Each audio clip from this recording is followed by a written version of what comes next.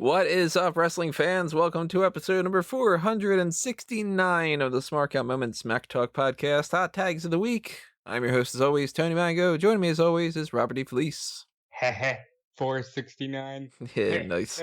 Nice. 4. Oh, man. Yeah, it's the Hot Tags. You should know what this is by now if you haven't listened to 468 other episodes of this. But if you have not and you're brand new, then hi. How's it going? What's your name? Where are you How from? many of these have I been on? I've been the most consistent guest host at this point, right? Oh, totally. Ah, nice. What we're doing here is we're going to be breaking down the current events, the rumors, the news, the gossip, the other stuff that's happening in the world of prof wrestling. I should not just add the F when I'm doing that. Prof wrestling. It's all about professors and anything else we feel like talking about. And there's honestly not all that much going on this week. I've got 3 hot tags, and one of them is talk about the TV stuff. So not the busiest week.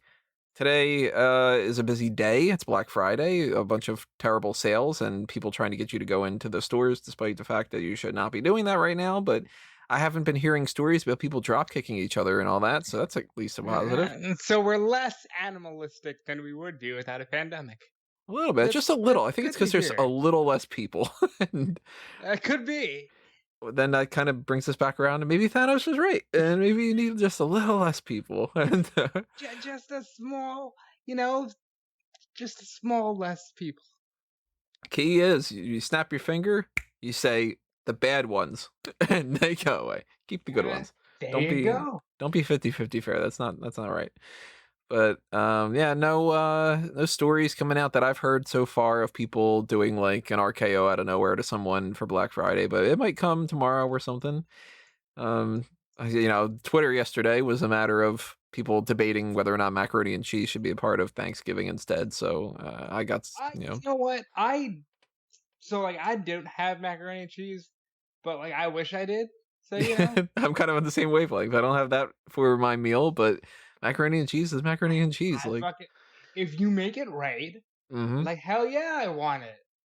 Yeah, if you terrible mac and cheese is really disappointing. It's kind of like bad pizza. It's like, how'd you find a way to mess this up? But if you do, you deserve the complete opposite of a reward. And if you don't screw it up, it's like, yeah, give me a little mac and cheese. Why not? Amen. So now I want some mac and cheese, which is that's a good thing. Breadcrumbs or no breadcrumbs? I'm more of a non-breadcrumb guy. Despite the fact that I love bread so much, I don't think breadcrumbs in mac and cheese is quite the same.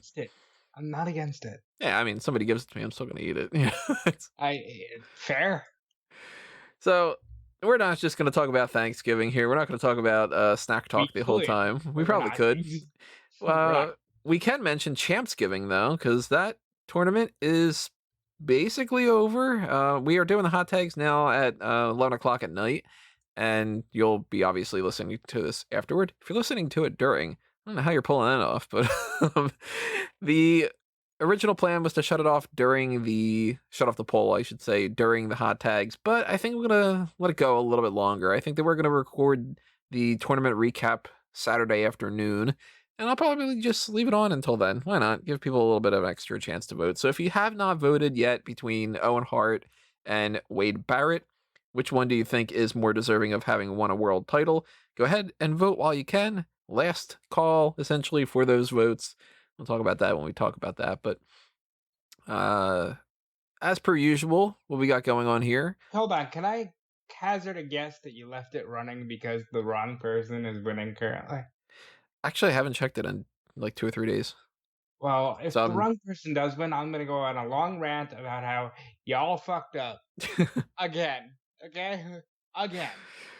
Well, I know that at the very least earlier in the tournament, the people that I would not have voted for on a lot of those rounds got knocked out. So, I'm sure whichever one of those two wins, I'll be fine with it.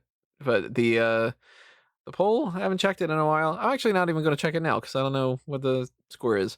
If it's a tie or something, then I'll just make it a tie at the end of it. I don't know. Actually, I don't even know if I voted, so I'll have to double check about that. If there is a tie, then the 3 judges on the panel, assuming Colin does a podcast for this, will decide this because... Yeah, then we'll have to get into that. The right man needs to win. Yeah, I just double checked. I did vote. I was like, wait a minute, I'm gonna talk about that. I don't know if I did, but yeah. And we'll figure that out when we get to that podcast. So stay tuned for that one. But drop your comments below on this video, obviously on YouTube, and tell us your thoughts on anything that we talk about here. Macaroni and cheese, Champsgiving, hot tags, I don't know. And obviously, if you don't know the normal YouTube setup by now, I don't know what else to tell you, but just hit the like button, hit the join button, hit the subscribe button, hit the bell button, hit the applause button. There you go. Then you're good. Hit the share button too. Yeah, hit the share button, All the buttons, but the thumbs down button. Yeah, and the unsubscribe button. Don't do that. That's also not good. But we've got not much to talk about.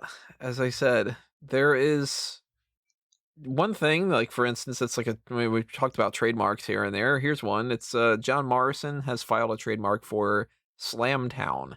Damn right he has. The mayor of Slamtown has that trademarked. And I'm assuming it's just kind of, hey, he likes that term. It's because people have a hard on for trademarks right now. Yeah.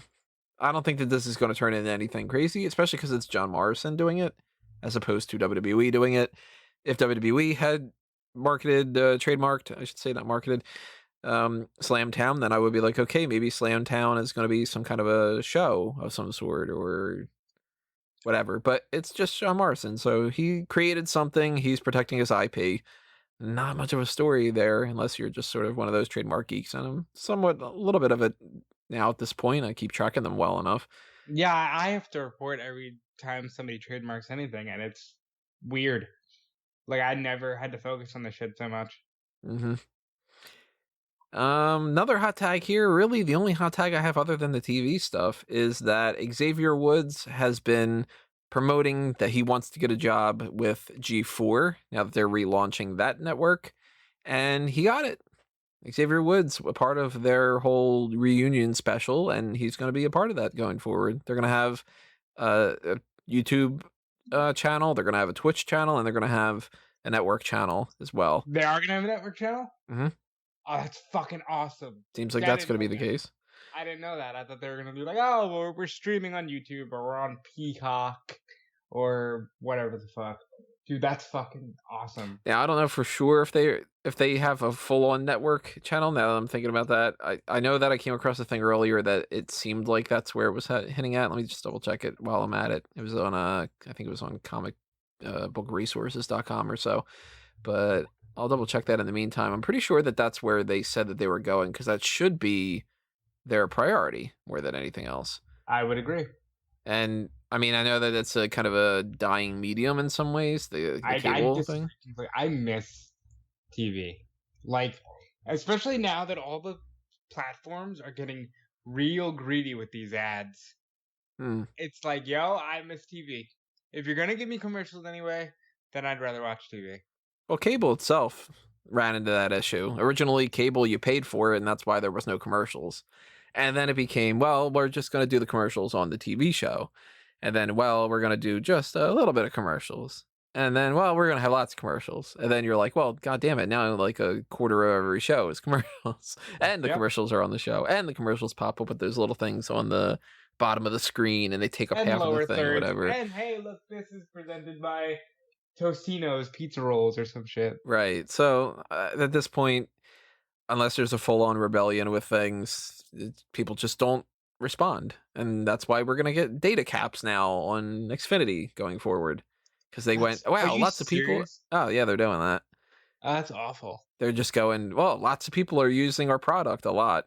Even more so than normal because they have to. So let's gouge them for prices as much as we can. This is I'm going to allow you to plug Fanboys in a second, but this is a Fanboys discussion. I've been watching a lot of Disney Plus and Marvel 616. Have you caught any of Marvel 616? I didn't know that came out. Yeah, it's a great documentary series. They're talking about, like, they did an episode on the Japanese Spider-Man from the 70s. They did an episode on, women in comics. They did an episode on, like, Miles Morales and how, comics have gotten more cultural. Great documentary series. I suggest you all watch it. And yeah, Totally writing that down in my notes. And yeah, if I check that out and I feel like they gotta chime in on something or have a discussion, you'll find that over on fanboysanonymous.com, because that is where all the geek culture stuff happens. That it's not on the pro wrestling spectrum, unless it's a little bit of a crossover.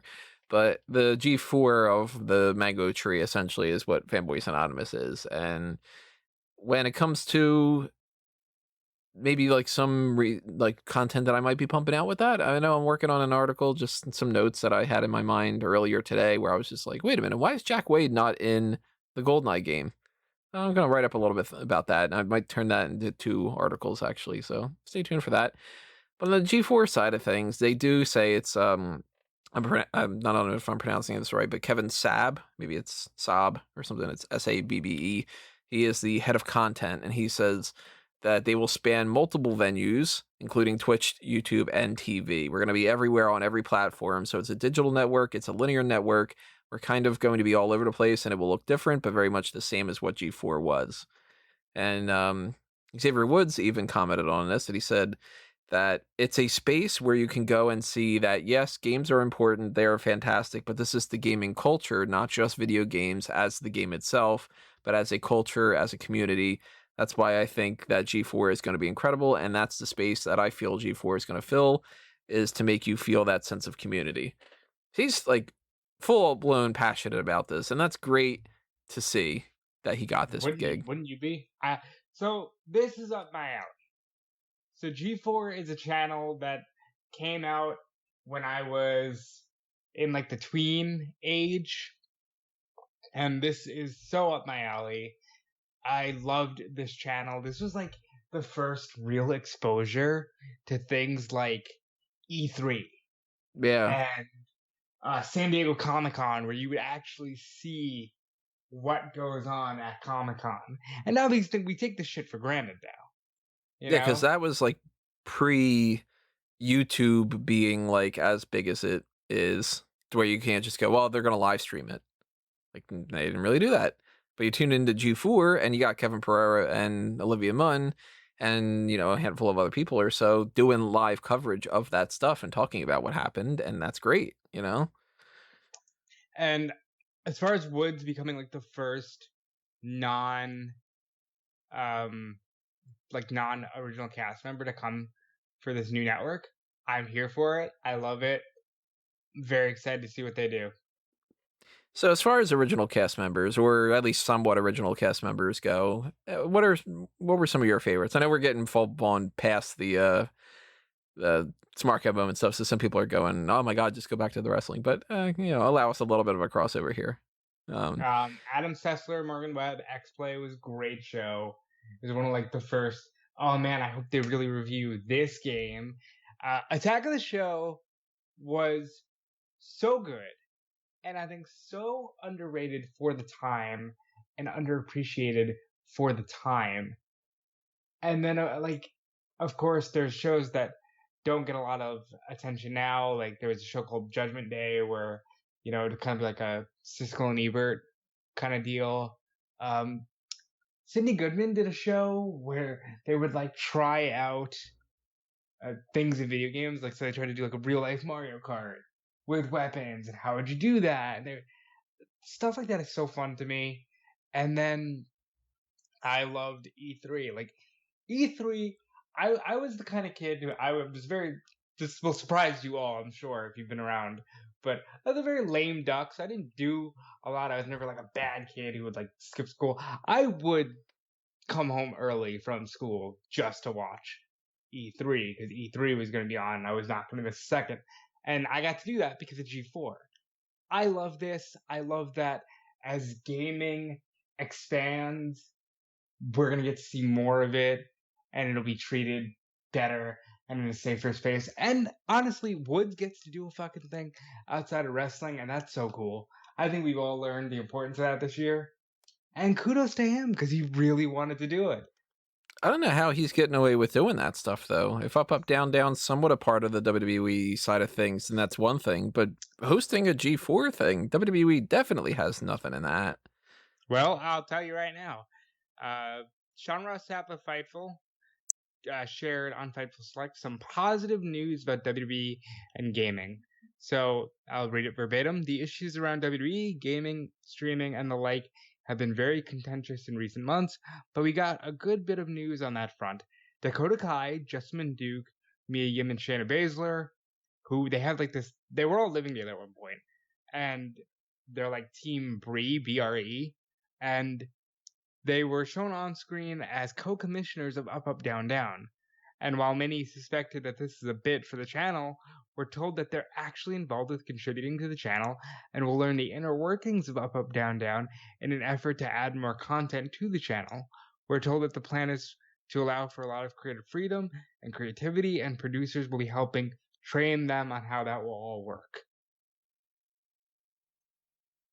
So basically, I think WWE is kind of giving back a little bit. They had to shorten the leash to show that, hey, we gotta tighten up on some of these policies. But I also think, hey, Up Up Down Down is a huge channel. They understand the gaming space is huge, and they're not gonna let it go. I guess unless there's maybe something that they negotiated when he was doing his last contract about Up Up Down Down that kind of separates it. I'm sure they did. Because I know I watched a little bit of his stream. Actually, I watched the whole thing of his YouTube video of him playing the new Spider-Man game. Like an hour long of him doing that. And he mentioned once or twice, he's like, yeah, we're trying to figure Twitch out.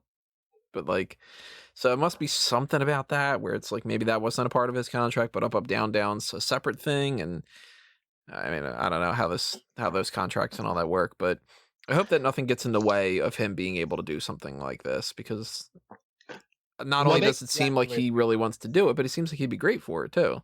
And they're behind him on it. They congratulated him on it. They're for it. So yeah, I'm for it. Like, I'm so happy for Woods. And I'm happy for me. Like, I watched that reunion special with such glee, because that was like my coming of age years, and to see it coming back with a wrestling influence is great. I didn't watch the reunion special. I watched a couple clips of like him having that briefcase and everything. I know that Transformers bit. I don't think I saw the Transformers thing. So like he opens the briefcase and the G4 symbol's talking to him like Optimus Prime spoke to that one. Yeah, that I thought you were talking about like a different type of thing. We know we're getting Kevin Pereira back. Always was a fan of him. Livy Munn's back. That was the surprise, because I thought she was too big for her to go back to that. Morgan Webb's back. Kristen Adams is back, I think, right? She'll probably be doing. What was she doing? She was Kristen Holt before. When she was doing Cheat. Yeah. What's that? That was a show that doesn't apply anymore, because the way gaming has evolved. But it was a show that would literally like give you cheat codes for games. Huh. It's like the beginning of the old wrestling tapes where they give you like, all right, if you press these buttons on Mortal Kombat, you can do, Yeah, it would be like, oh, hey, so if you're playing wrestling in the arcade game, you was up, up, down, down, Shawn Michaels will do a Hurricanrana. And it's great. Like old time stuff like that I miss so much. The Karate Fighters and all that. Do they have Layla Kaylee back? So, because that's So I posted this on Instagram because my thing. Because Layla Kaylee. Because Layla Kaylee. First of all, Layla Kaylee is yes, please. Like that was awesome. She would do the feed, which is just like a short 2-minute condensed. Here's what's happening in movies, music, games, like Fanboys Anonymous in 2 minutes. And then at the end, she goes, "I'm Layla Kaylee, and you've just been fed," and it's great. I don't know if she's coming back. I would like her to. But for obvious reasons. For obvious reasons. Big fan of Layla Kaylee. Yeah, so I mean, I'll be paying attention to this. Staying tuned. I am excited for Xavier Woods. That's congrats on that. Yeah, that's great. I think really we're pretty much into the TV stuff already. Hold on. Let's go through this one real quick. WWE Network stuff that's upcoming.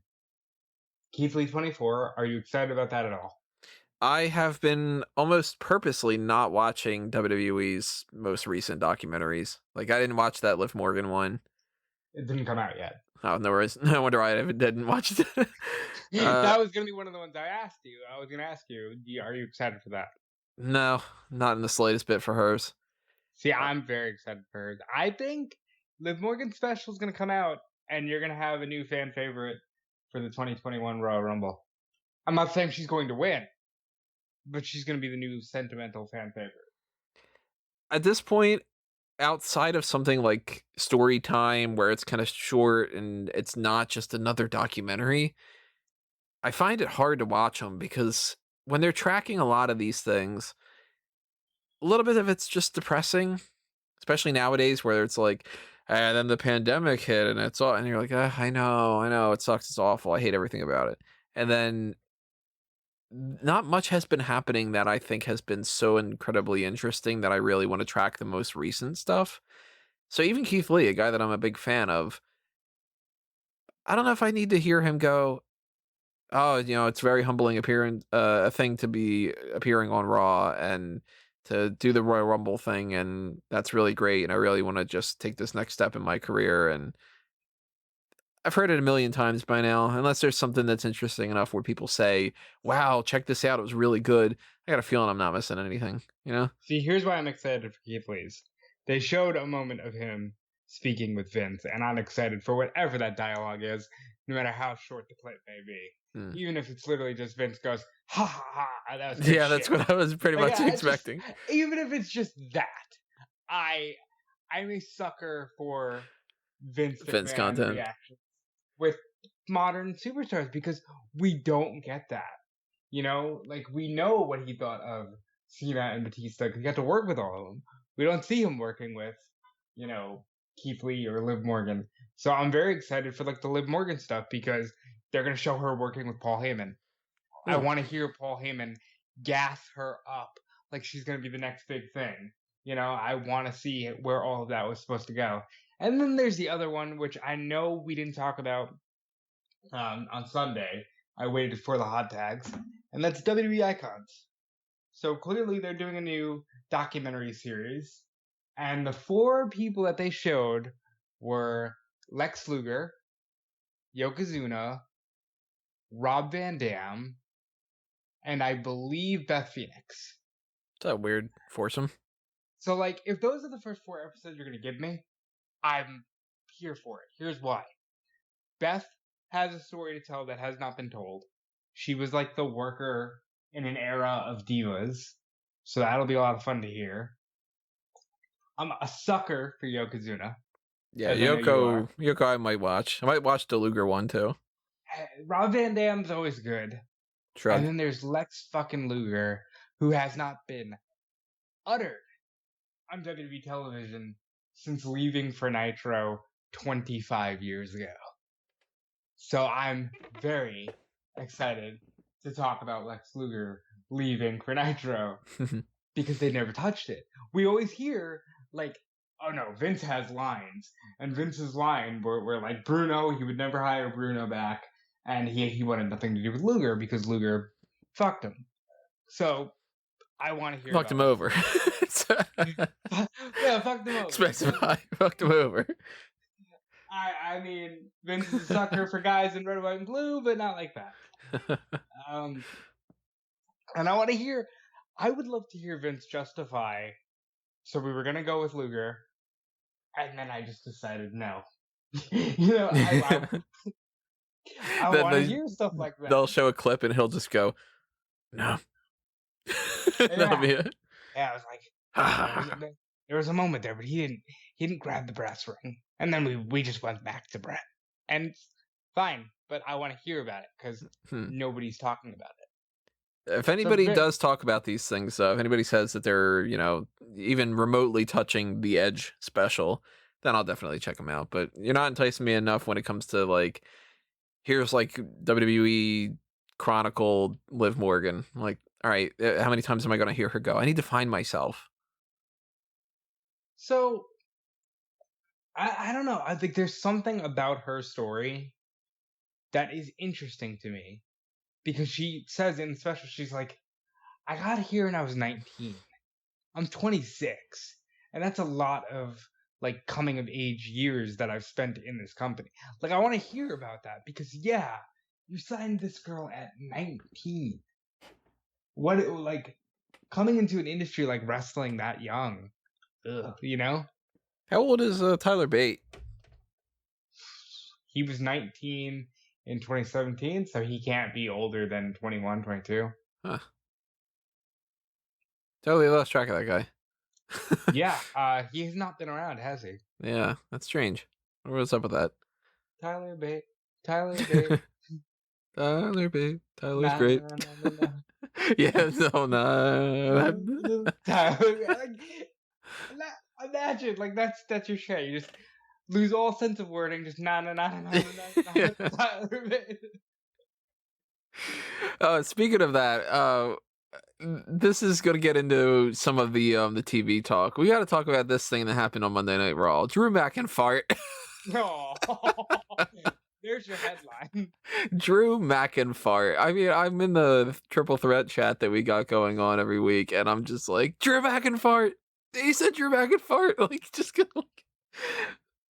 I never, like, people swarmed all over it, and it killed me because The Rock's daughter was one of the first who's just like, Drew McIntyre. That's so funny. Like, that's hysterical. I busted out laughing because I'm like, I could not have heard that right. Like, I rewound on all that, and I'm like, yep, he pretty much says Drew McIntyre.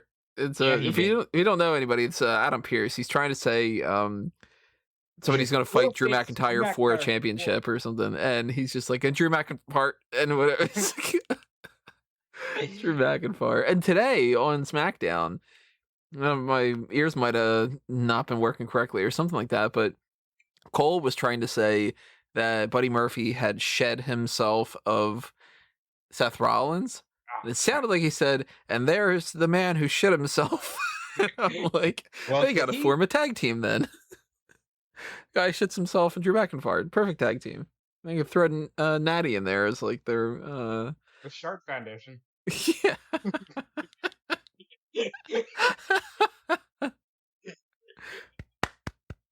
10 points.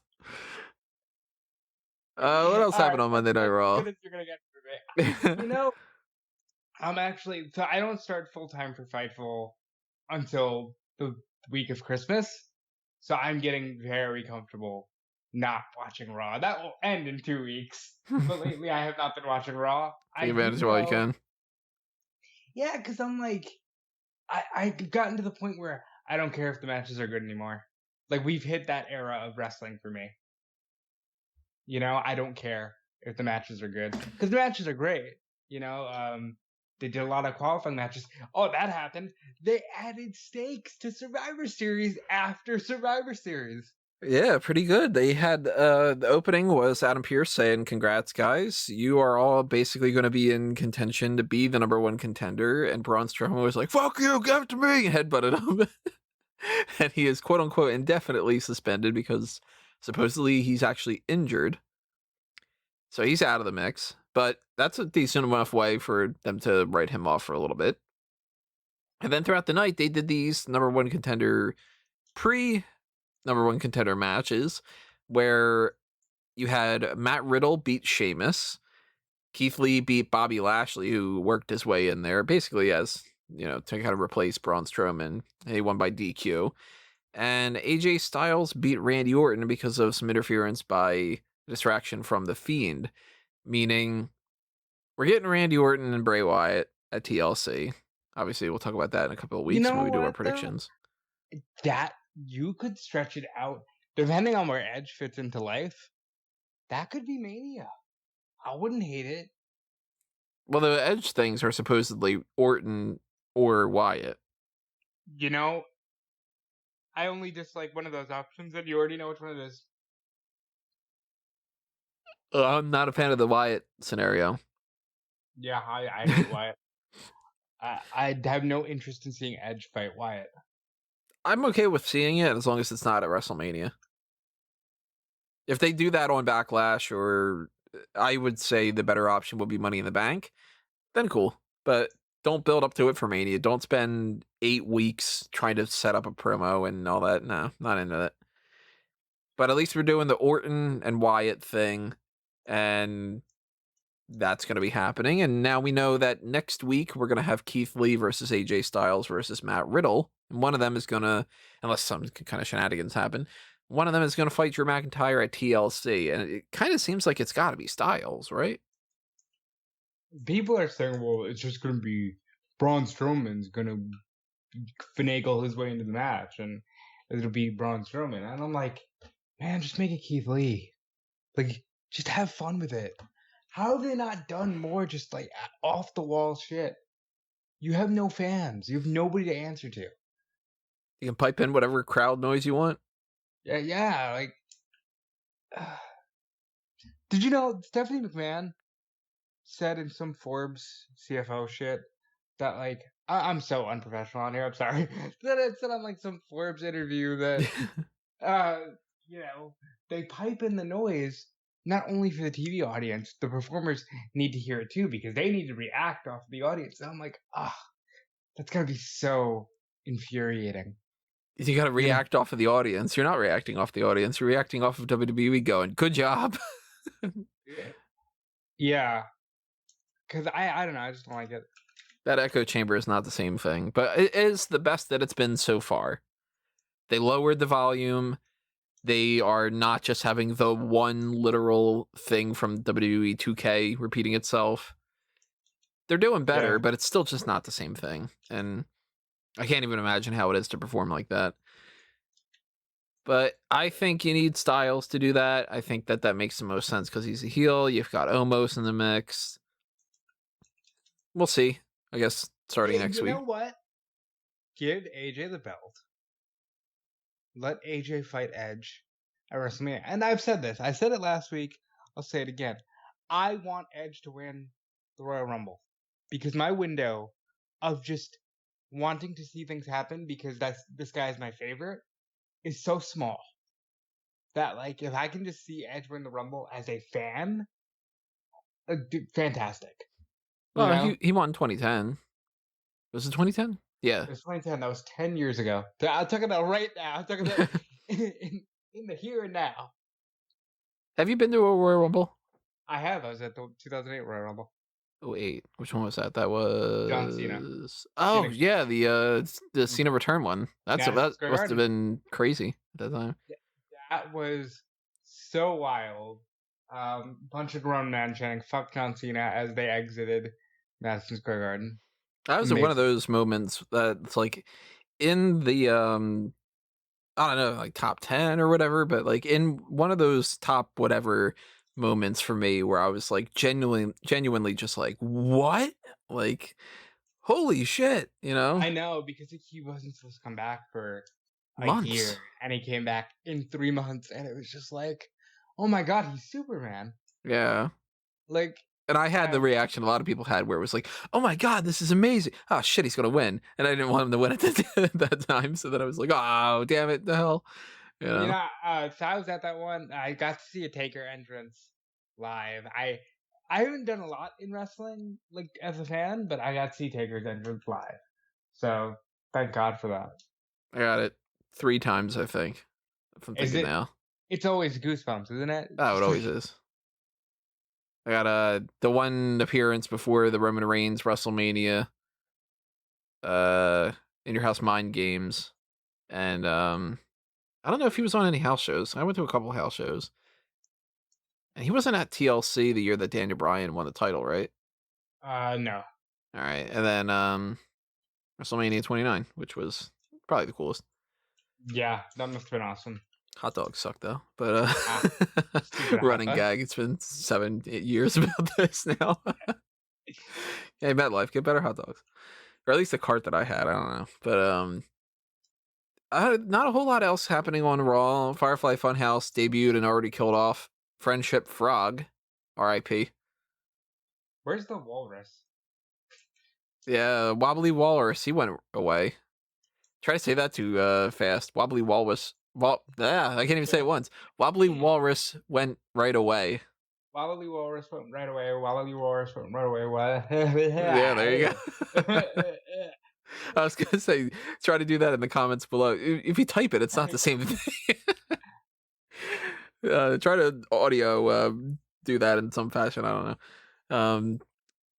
Asuka and Lana, we got a thing going on there. I told you. I said that somebody was gonna just play hero for Lana. I didn't want it to be the damn women's champion who hasn't defended her belt. Well, she just defended it against Lana.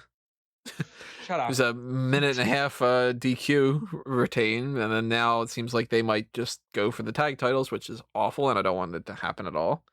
And what's the payoff there? Maybe she goes to her table again. I don't know. I mean, obviously the immediate payoff is, yay, Lana put Nia through a table, yay. But then what? Like, I think that they might not even be thinking that far ahead. But that would be the type of thing that they would do, is go, yeah, but she gets to put her through a table once. And you go, yeah, well, she went through a table like 19 times. And then they'd go, but that's good enough. She's a babyface now. Cheer for her. By the way, she's not going to win anything for a while. Okay, well, then that's a total waste then. You know? I hope they don't do a thing where she wins the Royal Rumble. I will. Ugh, Did you hear I don't know how big of a grain of salt you need for it, but one report going around there, I forget who reported it, but they were tossing out the idea that at least somebody has mentioned, wouldn't it be interesting if Lana won where she was the number 30 and the number, like the final two people before her eliminated each other? I'm not going to lie. I've always wanted to see that. The fact that nobody's ever done that, where it's like, all right, we don't know who number 30 is, but whoever walks into this ring right now is the winner of the Royal Rumble.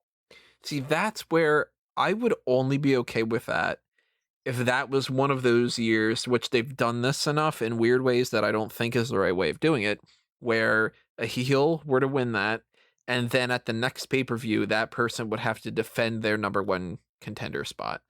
They've had plenty of years where it's like, I don't know, like John Cena wins the Royal Rumble and he has to now defend that spot at Fastlane. Why? He fucking won it, you know, like.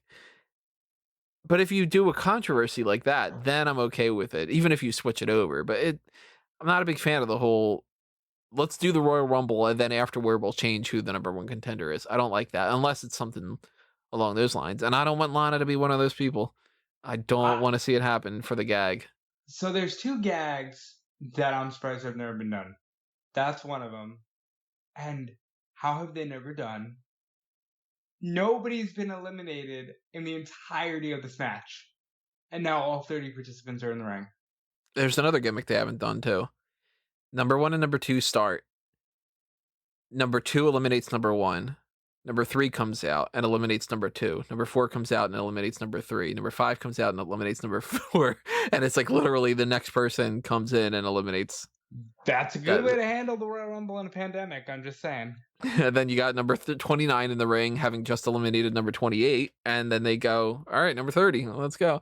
It would make for a boring Royal Rumble, that's for sure. I wouldn't enjoy it. That was people's critique about Lesnar this year, wasn't it? Yeah, but I think that is where you go, okay, that's after all these years you did that. Now don't do anything like that for a while, you know? I really want this next Royal Rumble to be a traditional, like 2007 type of Royal Rumble. Great Royal Rumble. We did a watch along of that, did we not? I think we might have. If we didn't, maybe that'll be this next year. But those kind of things, the 2001 Royal Rumble, that was the one with Undertaker and Maven, right? No, 2002 with Undertaker and Maven. 2001. Oh, that was Austin. That was Austin. Austin wins, and it's him rocking Kane in the main event, or in the final 3, and Kane's whooping ass. Yeah. He eliminates everybody. One of the best Royal Rumble performances ever. Yeah, like, give me like that type of thing, you know, the 96 Royal Rumble, the 2002, the whatever, where it's like people are actually having a Royal Rumble match and somebody, preferably a babyface, can win and then go on to beat a heel and win a championship at WrestleMania. Like, that's, at the very least, give me that for one of them. Like, ideally, I want Charlotte Flair to win the title and for Rhea Ripley to win the Royal Rumble and then to beat Charlotte for the title and do that kind of a thing. That would be great. Don't give it to Lana. You know what I'll give you? 2013 with John Cena and The Rock. That was as paint by numbers as it gets, but you know what? Made sense. Didn't make as much sense as Ryback, Shell Shock, and The Big Show, but it made sense. I mean, Ryback was in contention for that Champsgiving. Should have won the world title. I still think he should have. Big Show never should have dropped it to Alberto, who never should have had that match with Jack Swagger, and poor Dolph Ziggler. That wouldn't have been the case, but that would have totally been the case with Dolph Ziggler, because it's always the case with Dolph Ziggler. According to a writer, Vince McMahon literally said, "We're gonna give him this belt for the pop, but we are not pushing Dolph Ziggler." So, it's always gonna be the case for Dolph Ziggler. So ridiculous. Let's move over to NXT. We had Candice LeRae beat Ember Moon, and after we had that set up, Ember Moon gets tossed to the wolves by Toni Storm, who turns heel. All right, so I was laser focused on AEW this week. Ember Moon called her Toni Storm. She did? I didn't catch that. In a promo, so I would have turned on her too. Toni? Like, Toni. How did she say it? Was it like, "Oh, I'm here with Toni Storm," like that? Like, no, I'm gonna hold on. Keep talking while I go get you this clip of her saying Toni Storm. Toni Storm. Well, that took me by surprise, because I had it already written out that Team Candice was going to be Candice and Indy Hartwell and Dakota Kai and Raquel Gonzalez. And then I'm like, all right, well, now Toni Storm is not going to be on Team Shotzi. She needs to pretty much be on this team, which means you got to bump somebody. And the most likely option is Indy Hartwell. Indy Hartwell does get taken out. So Team Candice is Candice, Toni Storm, Dakota Kai, and Raquel Gonzalez. Good looking team. I mean, I don't expect them to win. I expect Team Shotzi to win. We'll get more into that a little bit next week, but seems like the way they're going based off of the end of this, where a little later on, Rhea Ripley had a promo, they had attacked Io Shirai and all that. Seems like it's Ember Moon, Io Shirai, Rhea Ripley, and Shotzi, and that we're not going to get a women's title match. But hey, we just got the Ripley and Io Shirai one. Makes sense. Yeah, I have a huge issue with all of this, because so I can only say this on this podcast, and I really, the reason this match is happening is because last year we had a dope ass situation where like 12 women on this brand wanted to beat the shit out of each other, right? And then they all had to qualify for the match and all that. There's a huge storyline with Dakota Kai, and she finally turns heel off the back of that. Now it becomes, all right, we have set the precedent that there needs to be a women's War Games match. So we're just going to do that. How are we going to do it? I don't know. Candice runs over a tank. Like, the backstory for this match is ass. The teams are phenomenal. We're not going to care about that on December 6th because the teams are phenomenal. But I don't like the fact that we're having this match because it's now like Survivor Series, in the vein that like, well, we need to have a women's War Games. Well, that's just going to be the way that everything is. Women's elimination match, elimination chamber, women's Royal Rumble and all that. So I don't mind at all. If they're going to have, I mean, I think it's more offensive to have like, it's October, so we need a Hell in a Cell, than it is to just group a bunch of people together and put them in a match. But if you're going to group them together, can you group them together with a logical reasoning? Also, I sent you the Toni Storm on Messenger. Let's see what this thing is all about. Hopefully I don't get any kind of copyright setup. Actually, maybe I'll play it on my phone instead. Get around it a little bit. Toni Storm, jeez. Maybe I need to put her down there as Toni Storm instead. Or maybe I should become Toni Mango. I mean, I just thought that was funny. That's a setup for next week, of course. We'll talk about that a little bit later next week, but that means that we're not getting a women's title match most likely, and it seems like we're not getting an NXT championship match, and they are milking this Finn Balor thing for as long as they can stretch it out to where he is just like, hey, next week I'm going to show up. And then next week he's like, hey, I'm here. And there you go. And then the next week after that, he's like, remember, I'm a cat. And then it's like, okay. It's like, that's Finn Balor's gimmick now, is he's just like, the cat's going to play and meow. And I got claws and whatever else he's going to say. So, okay. There's a million puns I want to make. It's just going to be Karrion Kross, right? We're just milking this for Karrion Kross, right? I don't think so. He's probably not going to be back in time for that, right? It's just a show. I don't mean to sound like ignorant. I am in this case, but like it's just a shoulder separation. He shouldn't be gone for too long.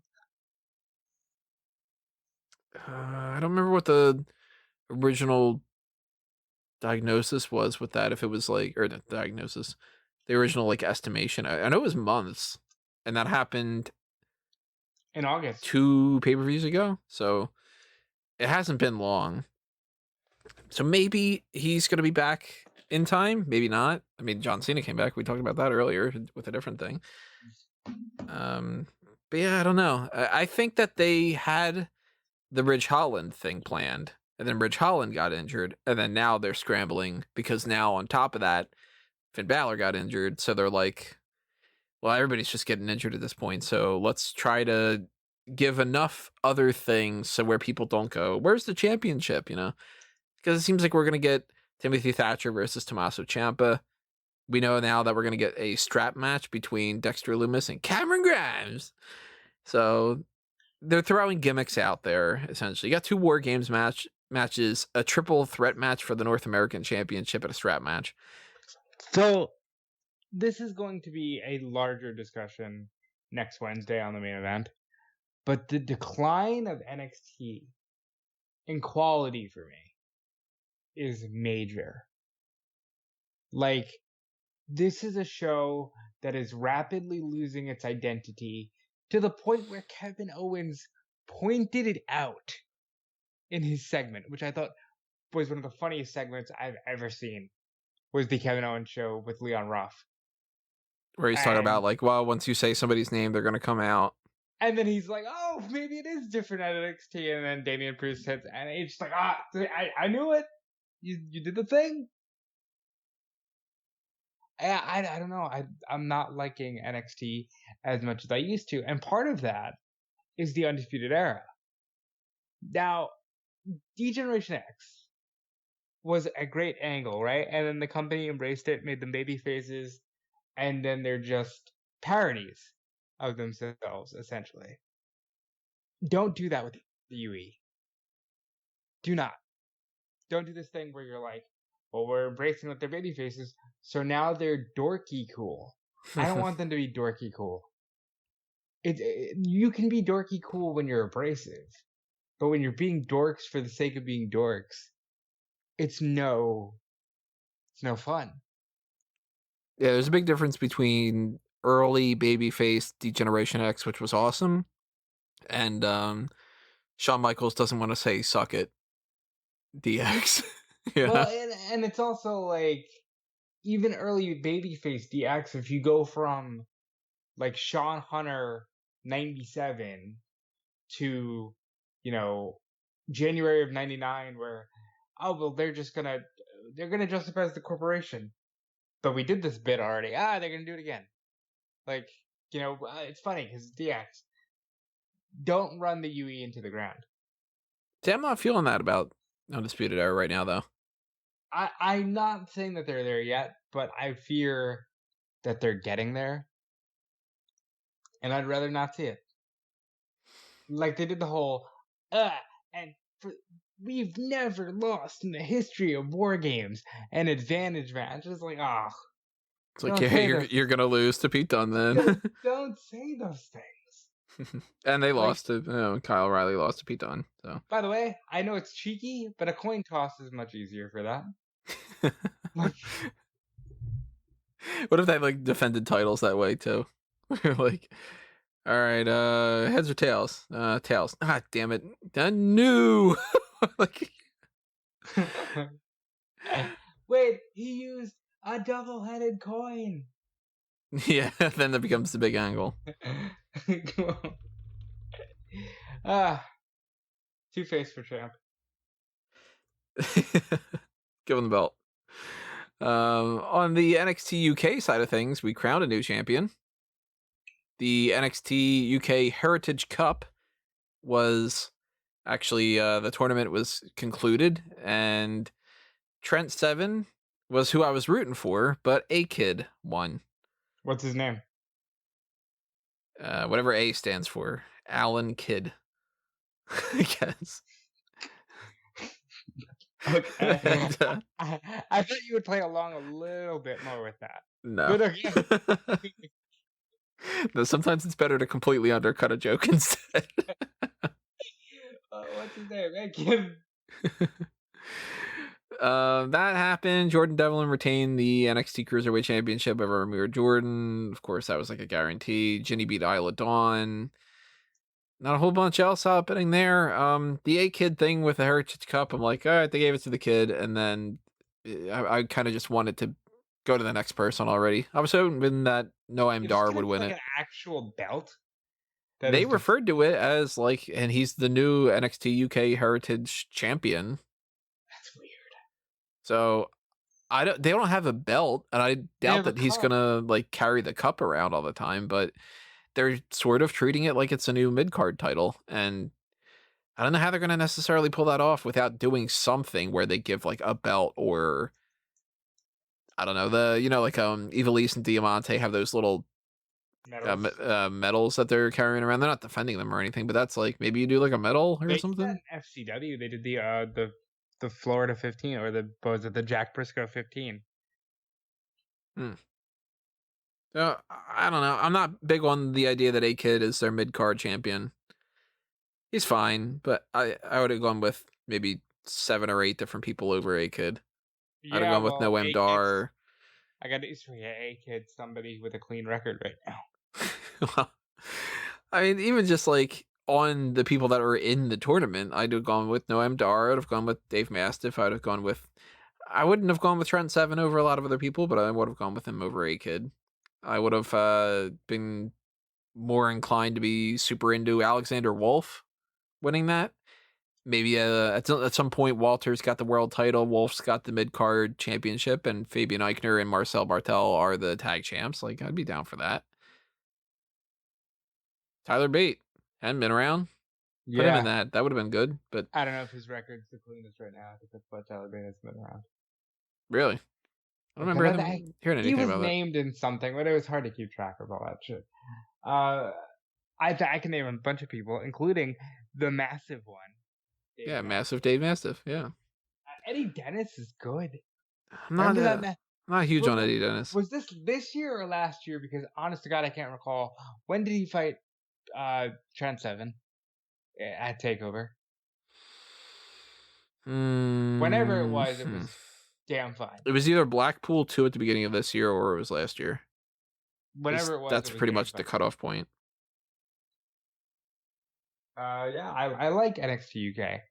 I would watch more of it if I wasn't so bogged down in other things. Speaking of other things to be bogged down by, Tony, tell me about 205 Live.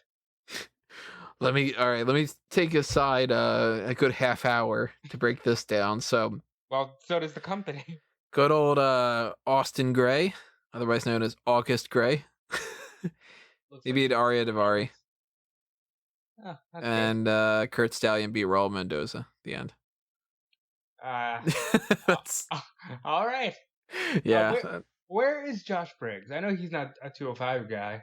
He hasn't shown up yet. Needs to come on the main roster now. I think that they're waiting to actually use him in something with NXT.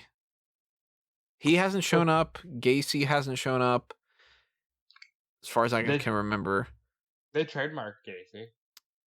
I still haven't seen anything from some of the other people that were even before that batch. Like, I don't think we've seen AJ Francis. It's been a while. Proud.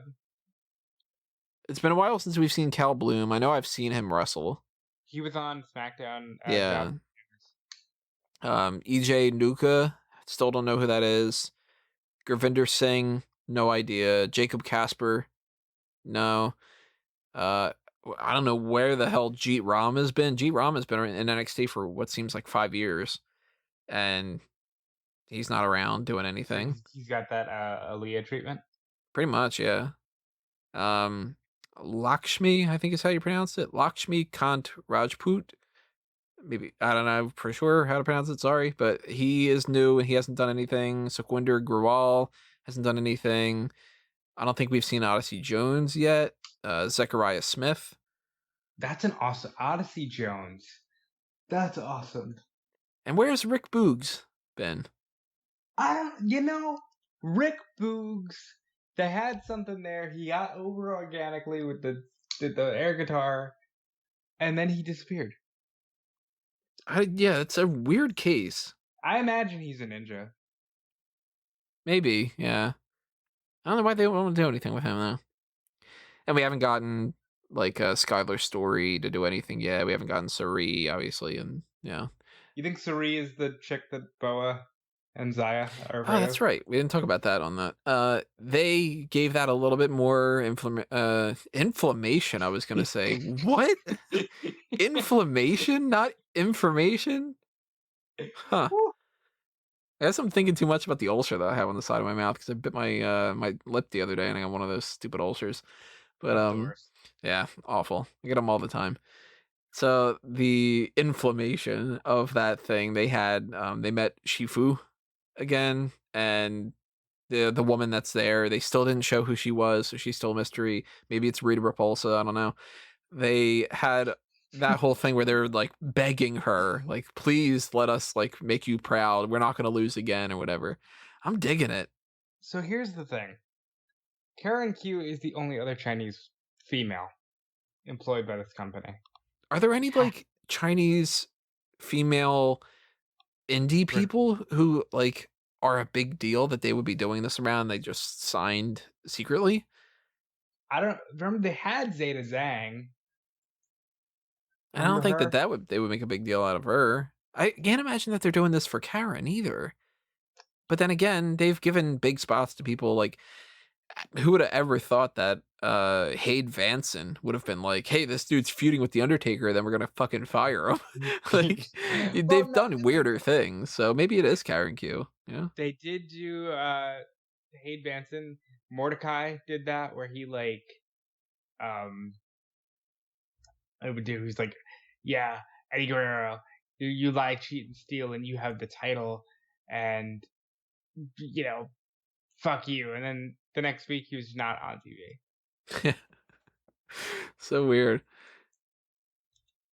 But we haven't seen some of these other people. When it comes to like the Kurt Stallions and all that, they're trying to work him into 205 Live. Nobody really watches 205, so they're not, gonna be somebody's absolute favorite. But it was a thing. It happened. Very good. And we had Dynamite and SmackDown. So I'll run through Dynamite real quick since Tony doesn't watch the product. Yeah, I skipped it again this week. So Will Hobbs is now Powerhouse Hobbs. That is stupid as hell. Why change that to that? If you're going to change his name, at least change it to something good. Powerhouse Hobbs? What? I wonder whose thought process that was. Yeah, it had to be Tony. My head, it was Tony. I want to know that, so that way in the future, when we start getting other stupid names, that we go, oh, okay, it's that one. That's the guy that's doing that. Like how it's clear that somebody in WWE really, really likes Bane from The Dark Knight Rises. I want to know who really is a big supporter of Bane. I really want to know who's the one, I'm still thinking that it's Bruce Pritchard, that is saying pay-per-views need subtitles. And then now it's like whoever is like the one that's like, all right, we got Will Hobbs here, let's change that to Powerhouse. I want to know who was that one that made that directive. I'm going to go with Tony Khan. Not a fan of it. He looks great in an orange and black singlet. I think this fits him very well. He looks like a fucking monster. He beat up Lee Johnson. Taz gets in the ring and he's pissed about the company not recognizing the FTW title. And Cody comes out. He demands to face somebody from management. Cody comes out with his headset on, like, I'm in Gorilla, why you calling me out? And he gets in Cody's face, and he's like, because Cody's kind of dismissing the FTW belt, and then he keeps getting in Cody's face, and Cody goes, then if you're so great, if you're such a badass, why is your son training with me and not you? And then Taz goes, oh, you fucked up, brother. You fucked up by mentioning my kid. Cody turns his back to Taz. Taz, because he's Taz, locks in the Taz mission. And the Gunn family and more people come out to get Taz off Cody. And then Taz leaves with his son, whose name is Hook. His real name is Tyler, but his ring name is Hook. See, he had some other ideas in mind. He was going to call himself Powerhouse. Yeah, that was taken. And he eventually was just like, I'm stuck on this one. And you know why? Because I'm hooked on it. Because the hook brings you back. I ain't telling you no lie. Why are you doing this? It doesn't matter what I say, so long as I sing it with inflection. You know what? No.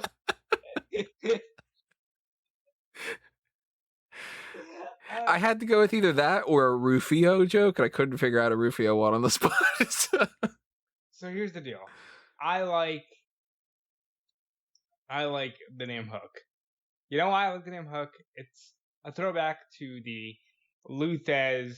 Yeah, he's gonna hook his leg. Yeah, he's a hooker. He works on the legs. He's a hooker. Yeah, he's gonna charge however much. That is not a joke. Luthez wrote a book. It's called Hooker. He referred to himself as a hooker. I am not making that up. I like it. And it's better than Tyler Synertia in the same way that Taz is better than Peter Synertia. So yeah. I'm drinking water and laughing about all this.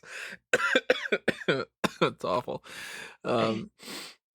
Yeah, the name Hook, I'm okay with it for right now. We'll see what he's got to offer. That's like one of the little things that I had heard about. I didn't watch Dynamite this week because I had read the spoilers ahead of time. So I know that Paige wins match and that kind of thing. But it wasn't hooking me about watching it, so I still have it on my DVR. I still might check it out. Watch next week's, for the love of God. There's a world title match. At least watch the world title match. I'll definitely have to watch that one, that's for sure. Yeah, next week they're doing the Dynamite Dozen Battle Royal again. And I think it's just going to be MJF again, quite frankly. Did they say who's going to be in it? Yeah, they had a graphic. I don't have the graphic in front of me, but MJF is on that graphic. So I think it could be him. If not him, give it to Rusev. Rusev needs to do something because this guy getting all worked up over Xboxes and arcade sticks is really bringing me down, man. Yeah, I kind of can't imagine where it's this whole, I'm going to leave and I'm going to go do everything that I am not being able to do. And this is what I really wanted to do. Be like, really? This is what we wanted to do? It's kind of like, what's that line that Bender says all the time? I'll make my own casino with blackjack and hookers. And don't, in fact, never mind about the blackjack. Like, whatever. That's right. Because of the hook. Yeah, Powerhouse Hobbs, that's a thing. Paige beat John Silver. TH2 beat Top Flight, who are now signed with the company. Great move. Yeah, I mean, it's better to sign Top Flight than Bottom Flight. Okay. I skipped out on my G4 joke earlier. I was going to do the whole, I didn't even see G1, G2, G3. But but now that you mentioned that, I had to find the video for the announcement that Alexa Bliss is going to host a Moment of Bliss with Randy Orton on Monday. And I got down this rabbit hole of EC3 on a Moment of Bliss. And I had forgotten about this completely. And, she's flirting with EC3, being like, I hear you have a huge bank account. And then Ambrose comes out, who's now Jon Moxley. And he's like, in full I don't give a fuck mode. I think he's gonna leave in like 2 months. And he just goes, EC3, who are you? And where's EC1 and EC2? And I just like, that's stupid funny. Oh, you know what was good for tonight? Nigel McGuinness had a joke at the beginning of 205 Live where he said that he was gonna season his turkey differently this year, but he wasn't able to. And Vic Joseph is like, "Well, why? What happened?" And he goes, "Didn't have the time." Yeah, I like it. Like, all right, you get extra points. I like yeah. Time is a very underrated seasoning. Time is on my side. Yes, it is. You ever see the movie? Falling? I think it was Falling. No. Falling Down was the Michael Douglas movie. So Fallen, I'm pretty sure that was what it was. John Goodman and Denzel Washington. Kind of fun. But the Jericho and Hager match, they beat Kazarian and Daniels. Sheeta retains the title over Anna Jay. Butcher and the Blade beat Pac and Ray Phoenix. I don't like that because Butcher and the Blade just lost to QT Marshall, and I think Pac is much better than QT Marshall. So that's one issue I have. And I don't know, like this wasn't as strong of an episode of Dynamite to me, but it's still a very good episode. Who do you think they're gonna have said attacked Moxley? I think it's Kenta from New Japan, and of course Hideo Itami in WWE fame. Why Kenta?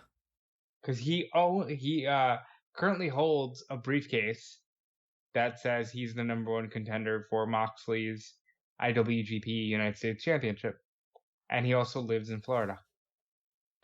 He still does? Yep. I would have thought they would have moved.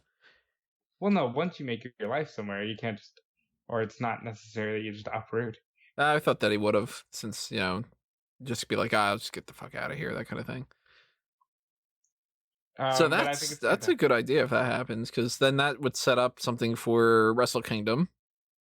And then if Moxley drops that title next week, then he'd be able to fly out and do that, right? I could totally think Kenny Omega's going to win that belt next week. I'm leaning in that direction. And actually, I kind of want it to happen too. I like Mox though. He's had a good run, he's about as good of a run as you can in this kind of circumstance. Obviously he beat everybody that's come along his way, or else he would have dropped the title. But yeah, thumbs up on that. It's time to end it though. I think Kenny Omega is the right guy for the job too. I'd agree, and Kenny Omega was the right guy for the job on day one. Pretty much. And then before we roll out here with the SmackDown side of things, I have not been plugging things that I should be plugging. I have not plugged the Patreon, but there is patreon.com/SmarkOutMoment, and there is patreon.com/FanboysAnonymous. So if you want more of either of those, hit that Patreon up.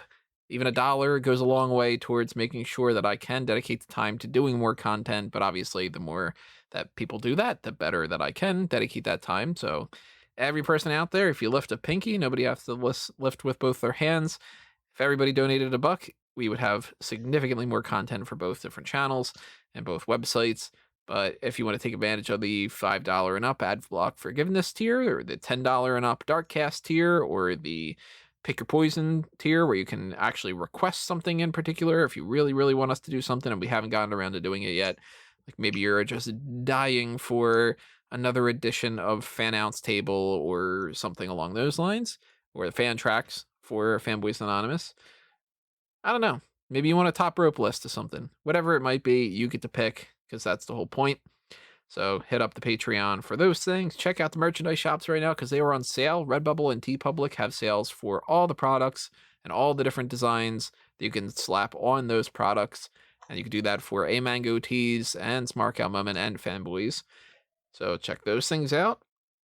And obviously you should be following us on Facebook and Twitter at Smark Out Moment. And then let's talk about the Smark Out moment. Not the Smark Out moment, the SmackDown stuff. I'm so used to saying Smark Out moment, Smack Talk, that SmackDown was in my mind, and I'm like, oh, the Smark Out moment, SmackDown. Yeah. SmackDown top.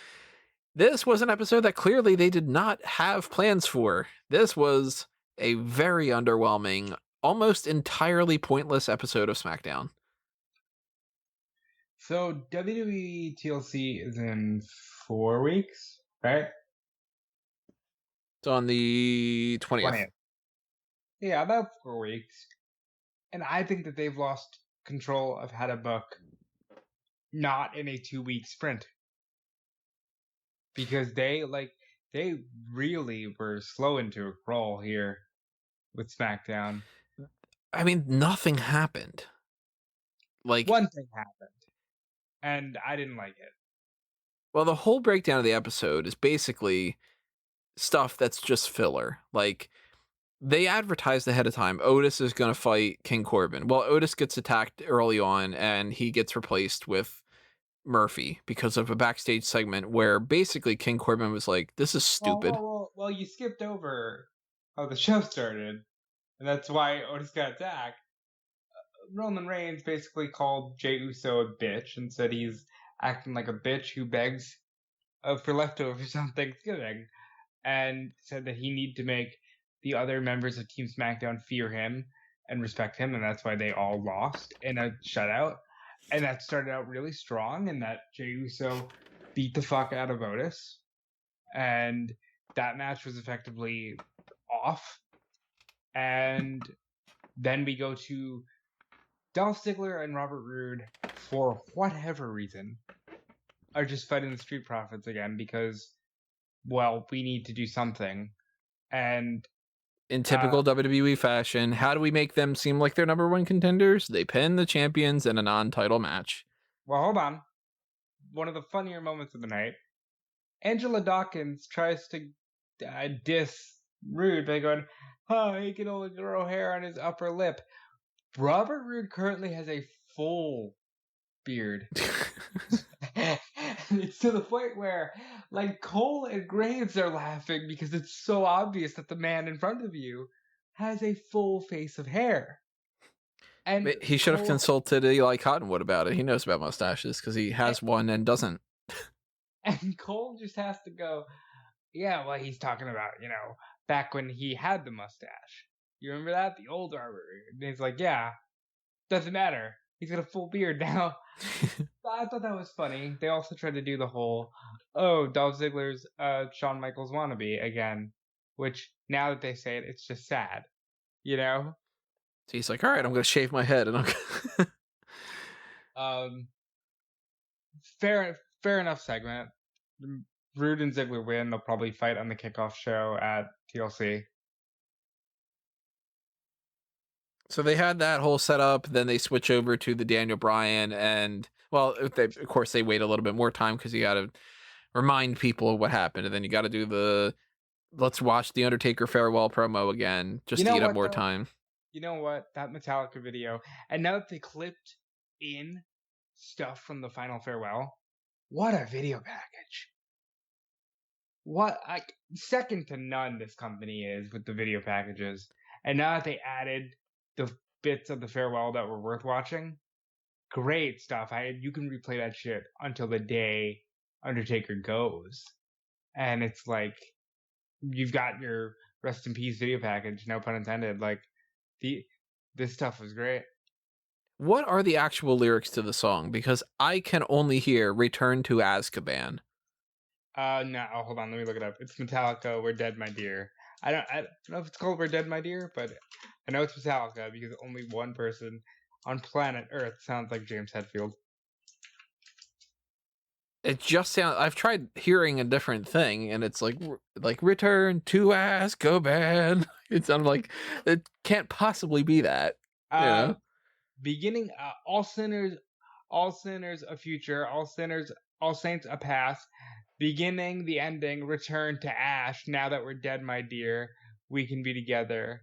Now that we're dead, my dear, we can. How is it return to ash if there's multiple things that they say after that syllable? It's not like return to ash. Well, hold on. Now I gotta listen. Because I agree with you. It does not sound like Return to Ash, but It's like let's see. Return to Ash, da da. This is a 7-minute song. Wow. Maybe that's a 7-minute long video package too. Kind of feels like it sometimes. They just do the video package. Do that multiple times. That'll eat up a good portion of that. Then cut to a commercial. Then come back and cut to a commercial. And while you're looking that up, though, the rest of this happened. Okay, so it's Return to Ash, and then the part that says "Now that we're dead, my dear," it says "Return to Ash." Now that. So it's like it's lumped in, but it is Return to Ash. That's weird. Return to Ash. Now that. Yeah, because it's "Now that we're dead, my dear," but the way he says it, it's "Return to Ash." Now that we're dead, my dear. That's why I thought the name of the song was "We're Dead, My Dear." So it's Ash. Now that. Yeah. It sounds like Azkaban. It's like the midway through the song, it's just gonna be like Goblet of Fire. Let's see. What else? You know what I love about the Undertaker? Honestly, well, this company relies on like Flow Rida video packages for all their major shit. Undertaker or Triple H hit the stage, and it's just immediate heavy metal. Like you're not lumping us in with the rest of this. You're gonna play some Metallica, you're gonna play some Motorhead, you're gonna play some Johnny Cash. Doesn't matter. We're gonna come out and look like badasses. It would be kind of funny though if Undertaker came out and it's like, "Give me the green light." I'm ready to go. Oh.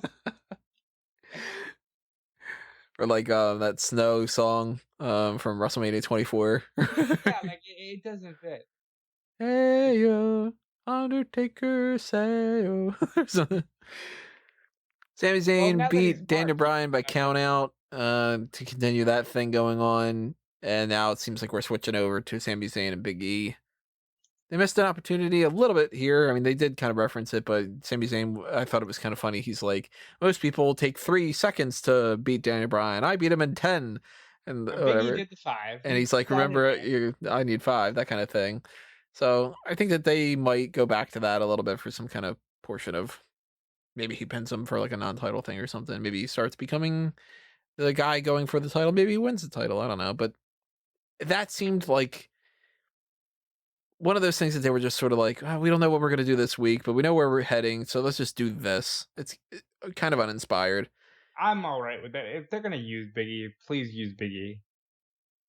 Belair beat Natty. More importantly, Bayley was on commentary and was hysterical. She challenged Michael Cole to a match. And I enjoyed Bayley. I enjoyed Bayley throughout this entire pandemic.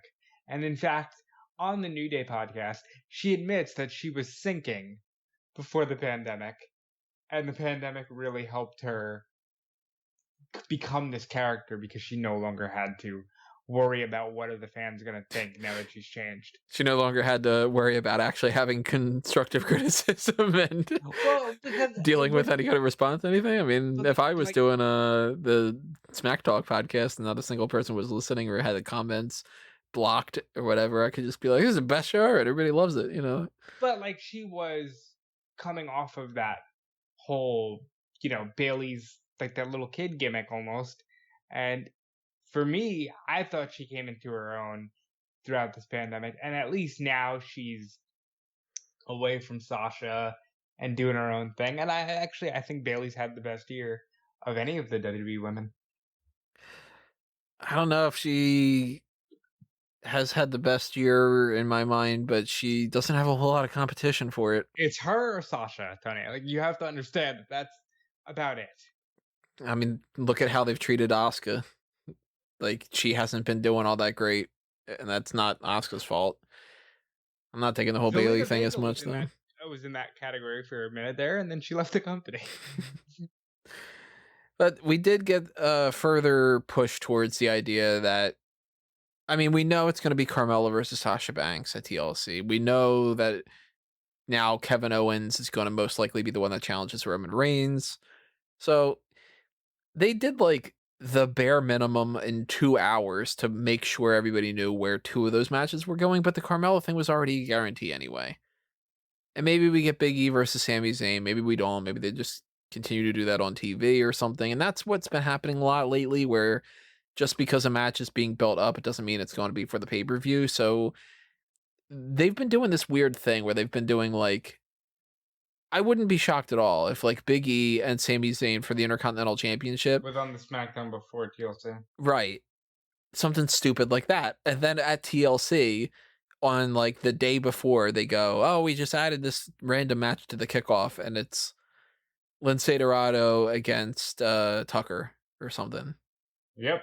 You know? And then you're like, why? And they're like, oh, because nobody fucking cares. And then you go, well, then I don't care. And then they go, well, why not? It's like, what do you mean? You know, like, give me the matches that you're building up to. I know that the matches on TV stuff can bump up the ratings, but the ratings have never really been bumped up that much. Like, I do the ratings every week. I have it pre-typed out what it almost is every single week because it's just the same. It's around like 1.8 million viewers for Raw. It's around 600 to 800,000 for NXT. It's the same thing. It's not like you're like, oh, well, every time we do a title match, it bumps up to a fucking 6.0 rating. Doesn't. It's a 1.8, a 1.9, a 2.0, a 2.1 for like Raw. That's all it is. Well, I don't know. I don't like the fact that they've made Jey Uso a bitch. I was like excited for Jey Uso at first, and now I can clearly see what this is going to be. Well, now they just keep calling him main event Uso, so that way you don't think that he's losing all these things. No. He got his ass punked out by Kevin Owens because now Kevin Owens needs to look like a threat for the next 3 weeks, and then he'll be nothing going into the Rumble. I don't want to be negative, but like sometimes you're feeding me garbage, and I have to be negative. I'm sorry. Like now we need Layla Kelly to come in and say, and you've just been fed. Yes, please. And that's the TV stuff for the week, because who cares about main event? Although it was a weird episode, apparently. One more thing. Undertaker on Cameo. Have you seen these? Saw 1 or 2 of them, and they are very cringy. Did you see the one where he's like, "Oh, AJ, you fine"? I was like, what? No, I didn't see that one. Hold on, because I think Fightful has a nice compilation video of it being all of them, and it's so funny. One of my favorites was like, I think it's what I said to you, whereas he's like, "Hey, you keep fighting, and your heart surgery will be a thing of the past, but I won't. I'm gonna haunt your dreams." Yeah, I was like, what the hell is this supposed to be? It's like, hey, you know, it really sucks that you're like in the hospital right now, or whatever, but I'm gonna fucking kill you or something. Like, okay, $1,000. I'll watch that one where he's just like, "AJ, you fine?" Like, what? Who is this? It's AJ. No. He or she fine. Listen, I mean, first of all, man made $30,000. Not knocking you at all, sir. Please talk into a camera and say, "AJ, you fine" for 30 grand. I would do it too. No disrespect. It's just funny. I would do it in a heartbeat. Yeah, I can't blame him on that one. If anybody wants to do that, just a Patreon. Yeah. Wow. Any other topics? I think we kind of ran through whatever we needed to. No, I think that covers it up. Somehow we got an hour and a half out of 3 hot takes. Well, and plenty to talk about Thanksgiving and G4 and whatever. I mean, one of these days we're gonna have like a full like G4 discussion.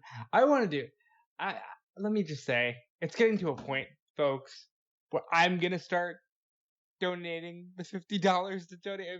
We're doing what I want to do this month. We're gonna talk about fucking Mabel for 2 hours. Like, it's like I would love to just sit back and watch some old, like, in your house shit. I have been tempted lately with all this Undertaker recap footage that they've been showing. I have been kind of wanting to watch like Undertaker versus Yoko or something. And I'll gladly sit through it. Undertaker Yoko is good stuff. I want to watch some like legitimately Undertaker, and a casket. Because Undertaker casket matches are fun because they're so dumb. Like suddenly you don't know how to. It's too hard for you to roll somebody into a casket. You can normally throw them across the ring, but you can't roll them into a casket. Yeah. It's like you ever think about that? Like Yeah. how in a fatal 4-way somebody gets punched and somehow they're down for like an hour. I mean, I wrote up a little bit about that on an article I wrote up about overused gimmicks, about how there's an inconsistency in power levels where somebody can be like, you barely tap into them and that'll be the thing that causes somebody to win a match because it's like, oh my God, they slapped the person and now the person can pin them because it was an outside interference and it means more.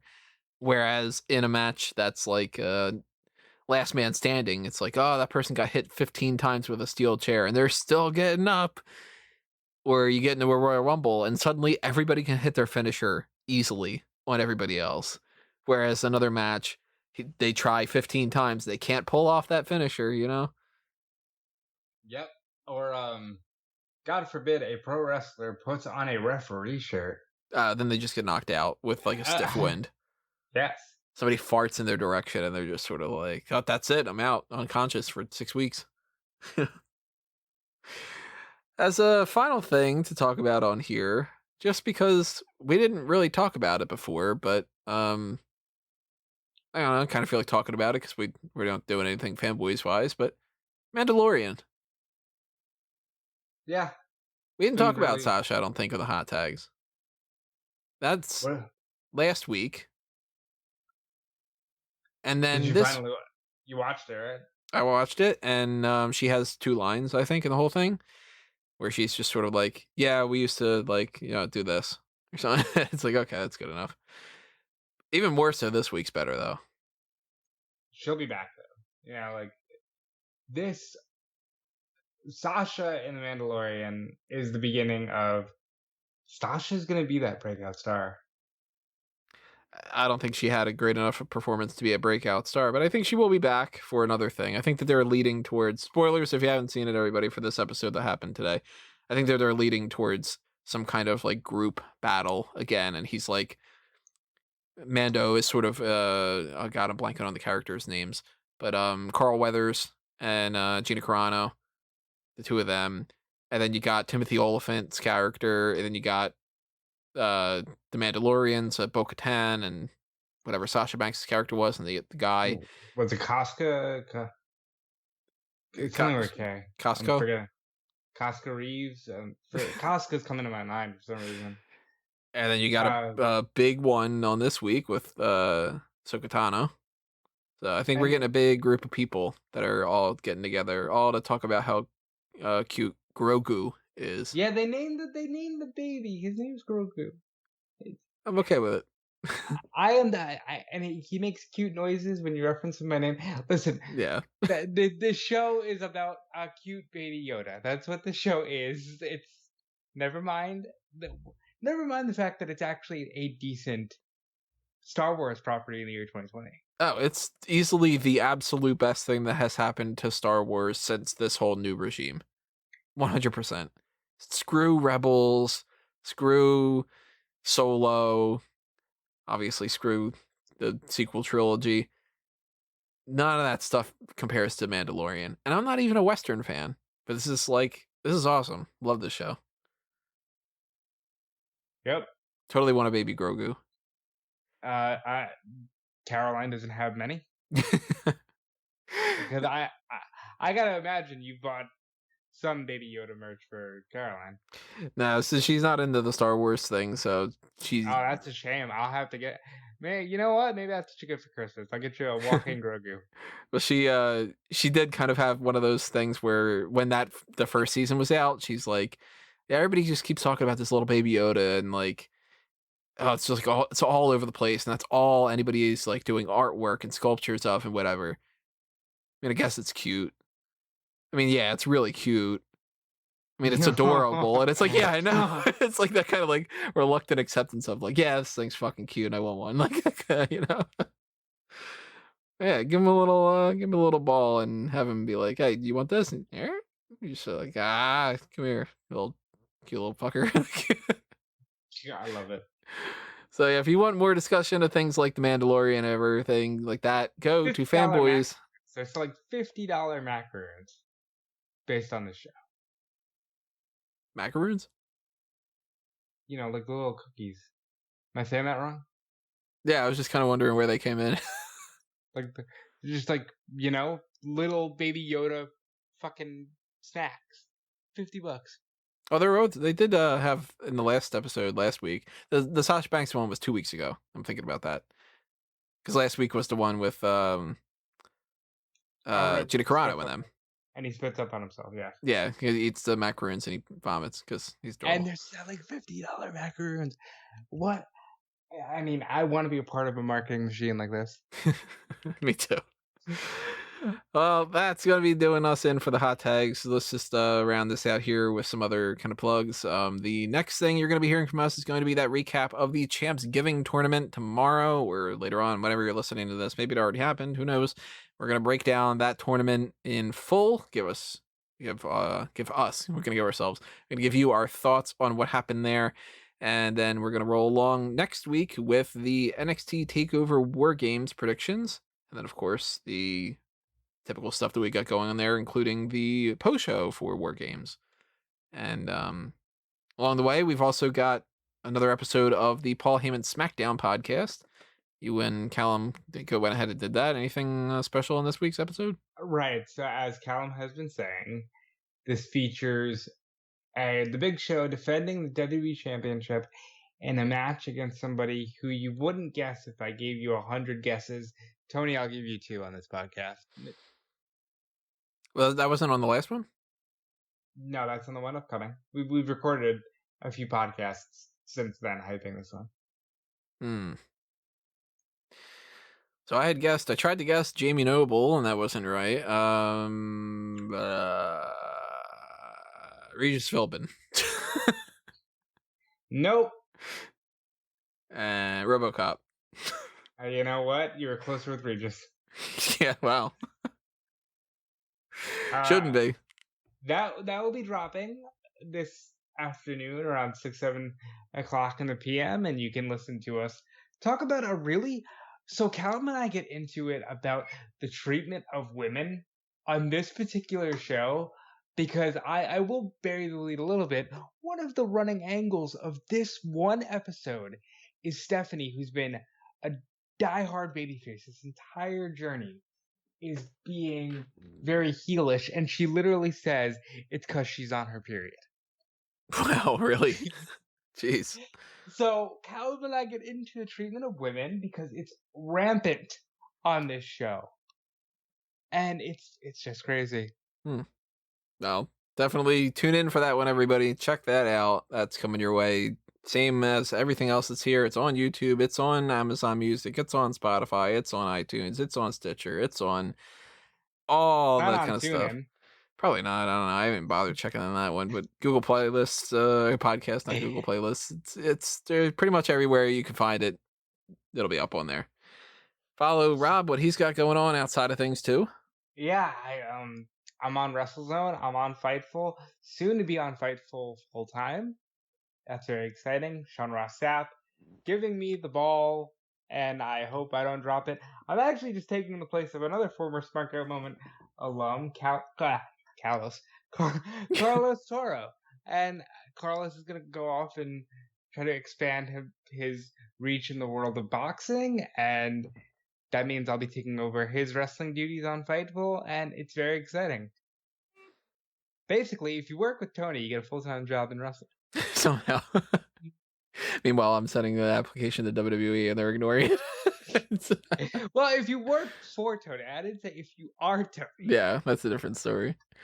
Then again, with the turnover that they seem to have with script supervisors, that's the job I keep applying to, is that thing. Maybe that's not maybe for the best. I don't know. Or maybe I would get one interview and I'd be like, hey, I actually want to like do the job and you actually should listen to me. And then they'd be like, you can't hire him. He would do things and change things and fix problems. Right. We don't want one of those motherfuckers. Look at this guy supervising with his supervisor job. How dare he? He should hang out in catering and then we can make fun of him. Well, if you want to pay me to do that, you can do that too. But you should follow me at A Mango Tree, at Tony Mango, and you should check out the stuff on eWrestling News and at Bleacher Report that I am posting. I mentioned before that I did those 2 posts this week about the overused gimmicks. I also put up things that we should be thankful for in WWE right now, just because we need some positivity. So check that out too. I think the next thing I'm going to be writing up is going to be the review of the real winners and losers of War Games. I don't think I have anything else scheduled necessarily, but I might. I don't know. Obviously, that stuff is going to be up on my Twitter account because I have that pretty much automated. So, War Games. This week, he just did the Teddy Long thing instead. I was really hoping that he would say, and one more thing, War Games, but just player. I like that, though. He's like, player. Perfect. And that's going to do us in for this edition. 469 hot tags down, everybody. Giggity. 470 coming up next week. We will see you then. But for now, this has been another Smark Out moment, and we're being counted out.